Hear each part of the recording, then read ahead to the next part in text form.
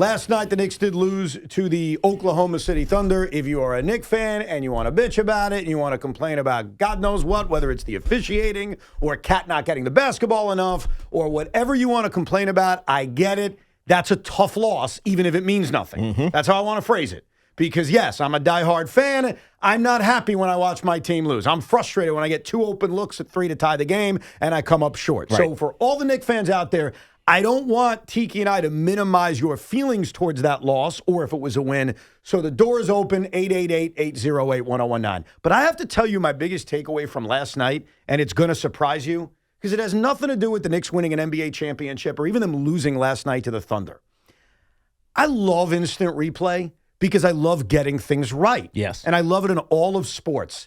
As I sat there last night watching, I'll say it, because I'm the IBO. I'm not going to be a Nick crybaby. As I watched the egregious officiating last night, along with the flaws in instant replay, it really hit me that replay in basketball is a major problem. Because you not only had 2 incredibly huge overturned calls because of replay late, including a rarely called proximate foul on Karl-Anthony Towns, which I'm sure most people don't even know what that is. I had no idea.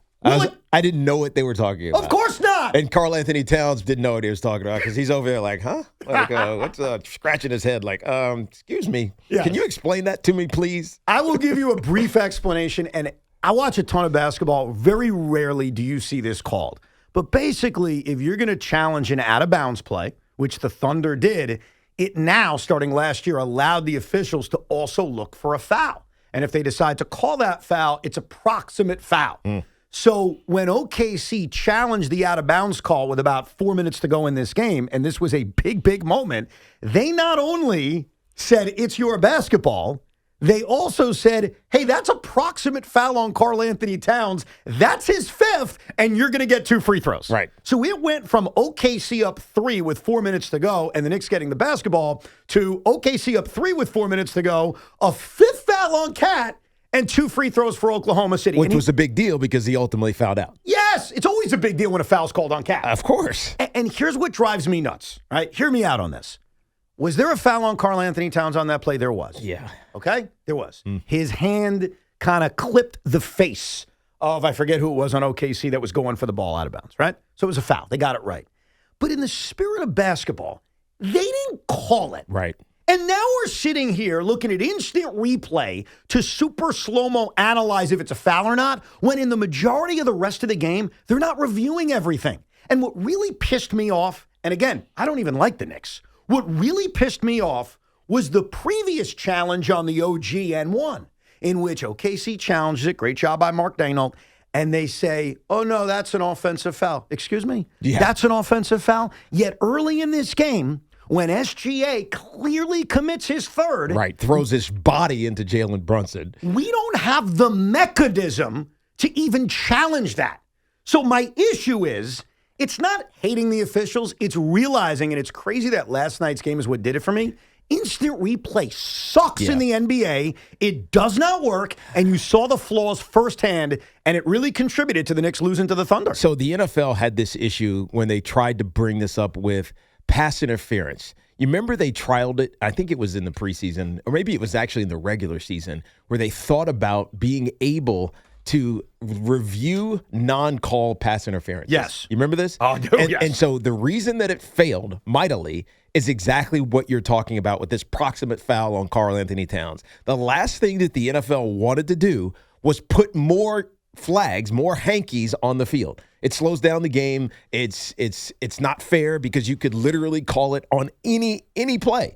If you could review non-called pass interferences, think how many pass interferences would be called in games. I mean, it would be 5 guys looking at all the wide receivers, and as soon as a DB makes some sort of, improper contact as when the ball's in the air, you know what? Challenge that. That's a pass interference. And we'd get 10 yards, 20 yards, 8 yards, whatever it is, for free over and over and over again. That's essentially what this is with the NBA. When you can review one thing and then call a foul on something else not related to what you're reviewing, you're putting hankies on the court. Yeah. Or you're putting fouls on the court. And that's not fair to the game because This happens all the time. Yeah, that foul that, yes, it was a foul on Karl-Anthony Towns, is not usually called in the course of action. Right. And in the course of action, you don't have the ability to stop the game and review it. Right. And so it was a foul, but in the spirit of the sport, it's just not right. And I hope I'm the right person with this message because I'm not an angry Knicks fan. I'm not sitting here blaming the officials for why the Knicks lost last night. Right. They lost because they couldn't shoot in the first half. No, absolutely. They lost for a myriad of reasons. They missed too many free throws. Jalen Brunson was not Jalen Brunson last night. They couldn't get the basketball to Cat in the second half. The 2 open threes at the end of the game, we throw that in there.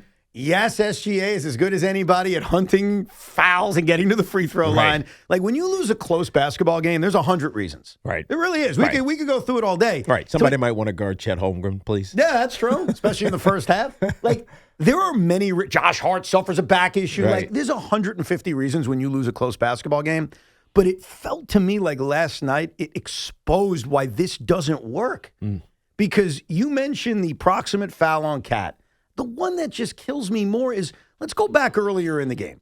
And I hate to use the word rigged because I don't think basketball's rigged. Yeah. Especially early in games. It's not happening. Well, I don't know. All right, go ahead. Here's my issue. SGA has 2 fouls on him. He clearly commits a charge. Yes. It's a charge. I'm sorry. All these other calls we can debate all day. It's a freaking charge. Are these officials knowing and thinking, well, he's got 2. We don't want to give him a 3rd. Yeah, because he's the star. He's the reason that the national NBA fan is watching this game. Yeah. The last thing we want is for him to get his 3rd foul and have to sit on the bench and not play. Is that a thought in officials' minds?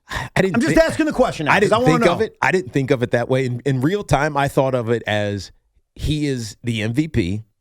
Shai is one of the best players in the NBA. We all know it. He's got a great personality. He's earned the right not to be called. No, that's not the way this works. I understand that, but that was my thought. He is a superstar in the NBA, and because of that, just like with Michael Jordan, just like with all greats, I'm okay. Just like with Shaq, who used to bully his way, clearly offensive fouling to the rim and dunking. You don't get called. It doesn't get called because you are a star. You've earned that. Okay. I'm okay with that, believe it or not. I'm okay with stars getting calls because I understand that's been a part of basketball as long as I've ever lived. Here's what I'm not okay with. This is where I get pissy. I get pissy when I'm not going to call that because you have 2 fouls. If you had 1 foul, I'm going to call it. Like, we'll call fouls on SGA. Remember, he had 2 to begin with. Right. It's not like he doesn't get called for fouls. So that's the problem. Right. And this is what Mike Brown got pissed off about. Dude, Mike Brown had every right to lose his mind. And Knicks fans, as much as I'll mock you for blaming officials, forget every other call in this game. And trust me, there are plenty of others you can bring up. That's the one that sticks out at me because it just feels illegitimate. Because I want to know from an official. I want to know deep down. I want a lie detector test. Right. Are you choking on that whistle because he's got 2 fouls? Right. And this is not in the last 5 minutes, so you're not going to get it on the end of the game report. And it kind of disappears unless we talk about it. But it changes the game. Right.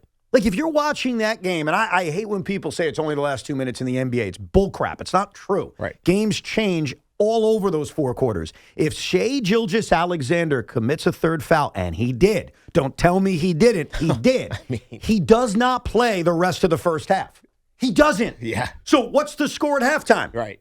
It's different is the point. Of course it is. And so the reason I'm all aggravated about this, and this goes back to replay, later in the game, because they called a foul, there's a mechanism for OKC to challenge the OGN one. And now they review it and they analyze it and they're like, oh, okay, that's a charge. Yet there's no mechanism earlier in the game on as important of a play to view that. Right. And I almost now start to think to myself, if you can't review every that's a charge, that's not a charge, then I don't want you reviewing any of them. Yeah, it makes it feel illegitimate in some way. It's not fully illegitimate, but it makes it feels like this is so subjective that it's useful when it matters, but it's not useful all the time. Well, it also makes it seem like the officials are better off blowing a whistle. Because if they blow a whistle, then you can challenge it. Like if they had called a blocking foul on Jalen Brunson, which right now, going back into time, I wish they did. Right. It had to be something.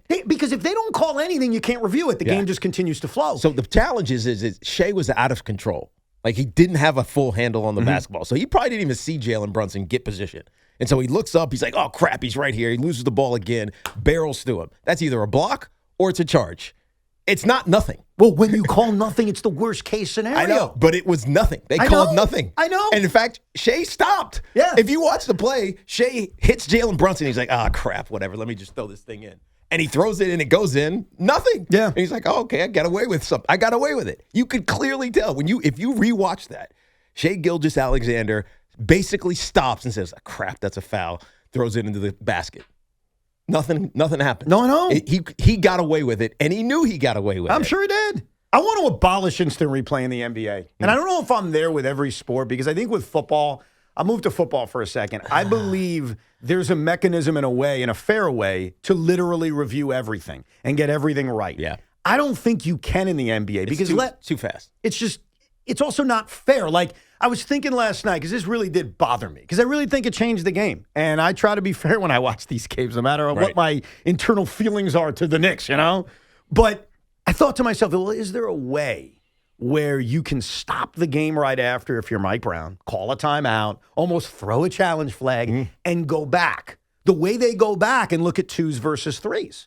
Like, they will do that at the first dead ball timeout. They'll analyze, you know what? We have a stop in the play. Was that a 2? Was that a 3? And they do that because it doesn't impact or change what would have happened next. Right. But you can't do that in the NBA. No. And the more I thought about it, the more I said, you know what? I can't think of something fair, so get rid of it.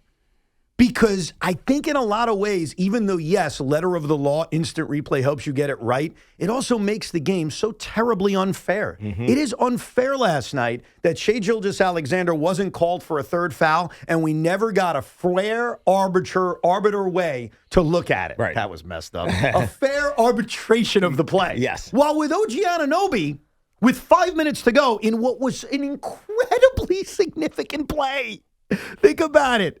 OKC is up 5 with 5 minutes and 51 seconds to go. Yeah. OG gets an N1 that pulls him within 3 and a free throw coming up, and they overturn it. Right. And now OKC gets the ball back up 5 with 5 minutes to go. Like, that was such a significant call, but it had an arbitration because you had the replay. Yes. And that feels unfair. Right, even if it was right. Even if it was right. Same thing with the approximate foul on Cat. Like, yes, it was a foul, but you didn't call it to begin with. Right. And if we stopped every second and analyzed what you didn't call, there'd be 15 more fouls in a game. It's not fair. And I'm not saying this as an angry Knicks fan, because I'm not. I'm saying it as a basketball fan who realizes instant replay sucks. We need to abolish it. Like, the only way we should have instant replay is in the last I can't even say that. No, I take that away. Inbound, out of bounds play. Because then it makes it about the last 2 minutes. Yeah, I don't want to do that. And then it makes it, all right, who cares? Just keep it thing somewhat close in the last 2 minutes. Let's go. Let's race. I take it back. You're right. It's like the sprint to the end of the marathon. You're right. I think it's just the way they initially installed instant replay many years ago. It was just out of bounds plays. And that's it. That's it, because it just becomes so unfair. That's the problem. So I'm not bitching about SGA being a foul merchant. God bless him for being a foul merchant. Like, that's part of the business right now. Until the NBA comes up with rules to change kind of the benefit of being a foul merchant, you're allowed to be a foul merchant. Brunson flops a lot. He's a foul merchant. And that's okay. So I'm not even bitching about SGA or Jalen Brunson. It's just replay sucks. And then it leads me to baseball. Right. Do we really need to review balls and strikes? Like, is that where we're at with these 2 challenges? I know it hasn't even started yet officially. No, we don't, actually. We don't need it. We don't need it. I think it's fine the way it is. It can become a part of human error in sport. By the way, that is part of sport. Human error in sport. It happens. Now, the challenge is you start to worry about, like, malfeasance. Guys doing intentionally bad things. Umpires cheating. Yeah. Like that's why you put in replay. Yes. Because it keeps them in check. Well, and I think the fix to that, though, is not instant replay. The fix to that is a serious grading of umpires and referees. And that's all sports. I agree. A serious, like, someone has to take full account. Was this call right? Did you miss this call? And you get judged on it. And if you grade below, I don't know, say 70% or 80%, you're not a ref anymore. No, I think that's the fairest way to do it, and that's what really bothers me about the non-charge on SGA. I get that we're going to miss calls. Basketball's a really tough game to officiate. I would argue I don't know. Football's pretty close too. It's well, the toughest to but officiate. football, there's 7 guys out That's there in true. football. You got more help. You got a ton of help, and Yeah. there's a video assistant guy. So would you agree that basketball is the toughest game to officiate? 100%. Okay. Because it's so fast. I and agree. these guys aren't big. It's not like these are basketball players reffing basketball games. These are like these are normal people our size trying to run around, look through the trees, and find fouls. Yes. It's hard. Yeah, I agree. It's a very tough game to officiate, and I know we're not going to get everything right. What I need to know and what needs to be stressed to officials is what you call should be exactly the same no matter how many fouls are currently on the best player in the NBA. Yes. And that's what was like my biggest takeaway early in this game. Yeah, but that feels like the throwback, though. The throwback is the best players in the NBA get the benefit of the doubt. I have no problem with the best players in the NBA getting calls. I want to make that clear. That has been a part of the sport forever. It's like Greg Maddux getting an extra inch on the strike zone. My problem is your view of that player shouldn't change when they have 2 fouls. Your view of that player shouldn't change when they have 5 fouls. Right. Karl-Anthony Towns is a hell of a basketball player. I'm not suggesting he's SGA. I'm not suggesting he's ever going to win an MVP. But Karl-Anthony Towns certainly doesn't get officiated differently when he has 5 fouls. Watch last night. Right. And that's all I ask for because it felt, and everybody knows it except for one person. Everyone knows SGA committed a charge Yes. except for one person. You know who that one person is? Who? Oh, I pulled the audio. The freaking Oklahoma City Thunder analyst. Who is it? I don't even know his name. SGA knew he committed a foul. SGA knew it. ESPN knew it. Walt Clyde Frazier, who will call it like it is every single night, knew it. I, as a Knicks hater, knew it. We are the New York Knicks. But this guy, I pulled the clip for you because I couldn't believe this was real. Okay. Here is the OKC announcers very briefly talking about the horrendous non-charge call on SGA. You got to think that he wanted SGA to get that 3rd foul. Yeah, well, that's a no call. His foot is in front of him. No, stop. That's a no call. His foot is in front of him. Yeah, he didn't even have a good reason. What? They moved on quickly. He had to because it was like, no, don't go there. Stop your talk right now because that makes no damn sense. Let me explain this to He the didn't have control of the ball, and he barreled through Jalen Brunson. That is an offensive foul. This is very simple to the announcers in Oklahoma City, to the announcers in every city in the country. It is okay to say a bad call benefited your team. Yes. It's okay. It's fine. Like Walt Clyde Frazier, this is why he is the GOAT of broadcasters. Right. He don't give an F. Like, he's just going to sit there and tell you the truth. Like, on the proximate foul call, he's like, yeah, he hit him. Like, he knows the deal. Right, but it's not the foul is right. Right. It's just how they got to the foul is the problem. No doubt. We'll get to your calls next.